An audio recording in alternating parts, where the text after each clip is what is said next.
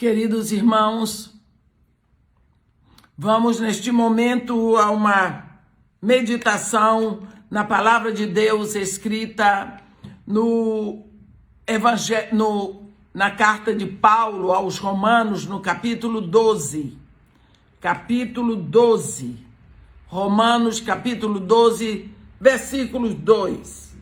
Vamos ver o que está escrito para meditarmos hoje. E não vos conformeis com este século,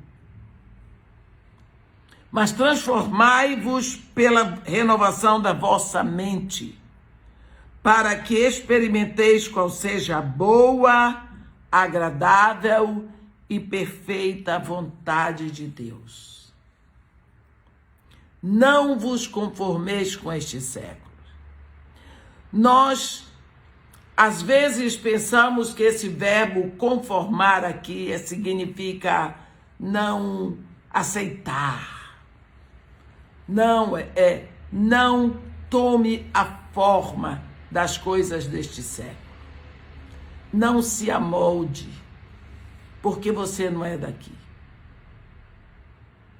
Quantas vezes nos encontramos numa luta interior, tentando vencer situações, pensando, se pelo menos eu pudesse isso, ou quem sabe se eu pudesse aquilo, seria tão bom. Se eu pudesse fazer assim, um assado. Eu não quero desapontar você, nem quero que você me pense ou me veja pessimista. Olhe, você sabe o que acontece?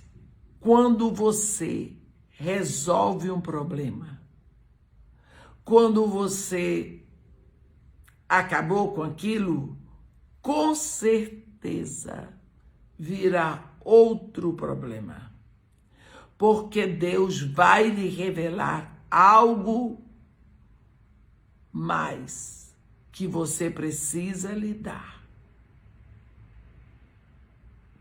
Você precisa lidar com outras coisas na sua vida que você ainda não viu. E o Espírito vai trabalhando vagarosamente em você. Ele não lhe mostra tudo de uma vez só. Você, quando vence uma etapa, ele lhe mostra a outra. Com certeza, você vai ter sempre algo para trabalhar. Você esqueceu que Jesus diz que nós somos discípulos? E discípulo não está sempre aprendendo? Discípulo tem que abrir o livro, o caderninho e ouvir o professor e aprender com o professor e fazer pergunta ao professor e fazer exercícios, fazer prática. Na escola de Jesus, todos nós somos discípulos. O mestre é Ele. Portanto, o nosso crescimento se faz com dificuldades crescentes. Com dificuldade crescente. Vou lhe dar um exemplo do professor de matemática. Ele dá para você uma bolinha mais uma bolinha igual, aí você bota 2. Fácil, né? Uma laranjinha mais uma laranjinha igual você. 2. Acertei. Mas você está acertando tudo. Aí ele põe assim: uma dezena de lápis mais meia dezena de lápis igual. Você vai ter que saber o que é dezena. Aí você vai pensar, se uma dezena são 10, meia dezena são 5, então eu tenho 10 mais 5, 15. Aí ele vai dar, quando ele vê que você aprendeu bem isso, ele pode assim, 3 dezenas e meia de lápis, mais 5 bolinhas. Quantos são? 3 dezenas. 10, 20, 30. E meia, mais 5, mais 6. 41. Ou 40, não sei o que foi que eu disse. Daqui a pouco ele vem com as dúzias. Daqui a pouco ele vai misturar dezena com dúzia. Daqui a pouco ele vai botar centena com dezena e dúzia, tudo falando numa outra linguagem. Por quê? Você vai acertando, vai aprendendo, ele vai botando coisas mais difíceis até que você vai estar nos teoremas. E daí para frente. Por quê? Ele teve que começar do menor. Mas ele vai dando... Como é que a gente chama isso? Problema. O professor está nos ensinando a resolver problemas, a pensar, a usar os nossos juízos, encadeá-los para formar um raciocínio. Nós aprendemos isso desde que somos pequenos na escola. O professor de matemática, que normalmente não é o mais amado, ele está preparando você para a vida. Tá assim. Mudanças não acontecem por esforço humano sem a mão de Deus. Mas eu mudei, eu me esforcei. Sem a mão de Deus você não pode fazer nada. Frustrações que você encontra pelo seu caminho, culpa, rejeição, as obras da carne, as tendências e inclinações que estão na nossa mente, tudo isso sem Deus você não vai conseguir. Jesus diz, sem mim nada podeis fazer. Gostou? É Jesus que diz. As mudanças surgem como resultado da renovação diária da nossa mente pela palavra de Deus. Quando nós cremos que aquilo que Deus diz é verdadeiro, automaticamente as mudanças surgem porque começamos a pensar diferente, a falar diferente e finalmente nós vamos agir diferente. Mudança é processo e é processo doloroso. É processo que dói. Toda mudança dói, porque ela cria no início o desajuste. As coisas saem do lugar para que elas entrem na perspectiva certa. Se você estava errado. Quantas vezes você toma um caminho, errou. Aqui no Rio de Janeiro já morreu gente por causa do GPS que mandou para o lugar errado. Mandou para o lugar errado. Outro dia eu chamei um táxi, pedi para me levar, em vez de eu escrever o táxi de aplicativo, Avenida Nossa Senhora de Copacabana, eu botei Avenida Copacabana. Avenida Copacabana é lá no Caju. E eu estava vindo aqui para a Zona Sul. O rapaz disse, vamos chegar... Eu disse, como é isso? Não, aqui está escrito. Eu disse, não. Ele disse, a Avenida Copacabana é em Copacabana.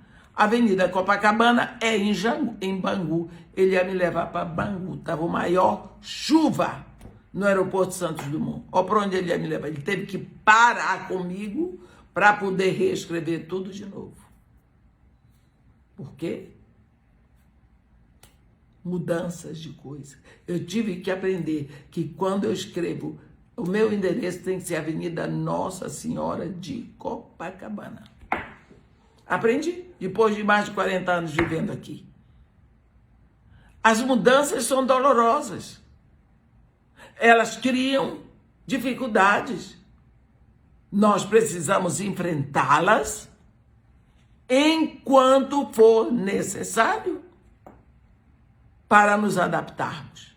Mas uma vez que nos adaptamos, cuidado, porque Deus tem coisas diferentes para nós. Deus não para, Deus não muda, mas Ele se move. Jesus Cristo disse, meu Pai trabalha até hoje e eu também trabalho. Não é? Olha, todas as coisas foram feitas por intermédio do Verbo, da palavra de Deus. E sem a palavra de Deus, nada do que foi feito se fez, porque a vida está na palavra. É um processo que se desenvolve em estágios. Nós precisamos parar com a palavra de Deus e perguntar ao Espírito e buscar do Espírito e esperar ouvir o Espírito. Nós somos discípulos. O discípulo senta com o livro e faz a pergunta para o professor e espera que o professor ensine, mas tem que estar ouvindo o professor. Nós precisamos saber que as coisas são feitas através da palavra de Deus. O Espírito vai nos transfigurando mediante a palavra e a vida dele em nós. Nós somos aprendizes. Processo. Será que existe algo de errado numa criança quando ela levanta e cai? Aí ela levanta, torna a cair. Quando ela dá 2 passos e cai? Será que tem algo errado com a criança? Não é? Ela tem 2 pernas. E por que ela não sai do berço e anda? Ela tem 5 meses de nascida. Por que ela não anda se ela tem as 2 pernas? Tem alguma coisa errada com ela? Ela não acerta andar? Não. Nós ficamos tão felizes quando vemos a criança tentar o primeiro passo. Ajudamos, encorajamos, beijamos. Se elas caírem, nós as levantamos, consolamos. Se tiver machucado alguma coisa, nós vamos curar, nós vamos tratar. Nós não vamos desprezar a criança porque ela não conseguiu andar dando o primeiro passo. Será que você acha que Deus faria menos pelos seus filhos? Não. Deus não está triste com você porque você ainda não conseguiu. Ele se alegra que você está se empenhando, tentando, batalhando. Ele quer que você seja totalmente guiado pelo Espírito Santo que Ele já deu a você. Ele quer que você continue buscando, que você continue desejando, batalhando, e que a prioridade da sua vida seja ouvir o professor, desculpem,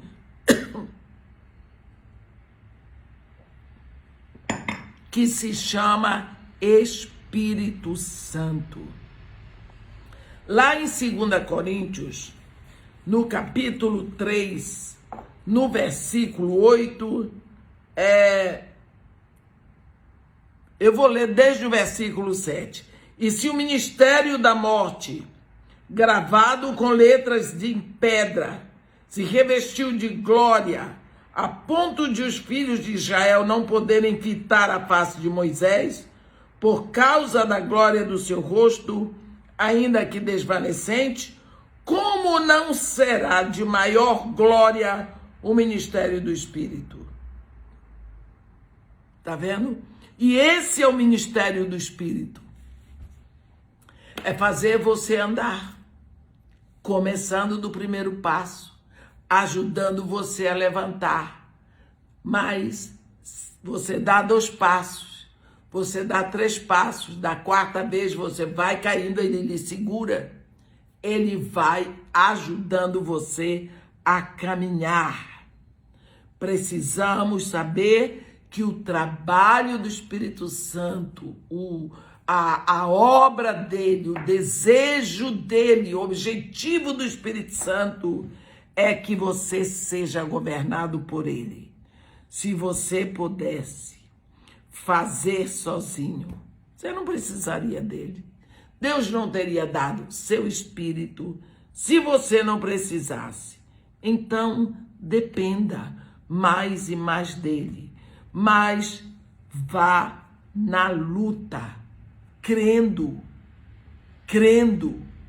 que é isso que Deus deseja de você. Coragem. Amém. Que Deus nos abençoe e nos guarde. Que faça resplandecer o seu rosto sobre nós e tenha misericórdia de todos nós. Amém.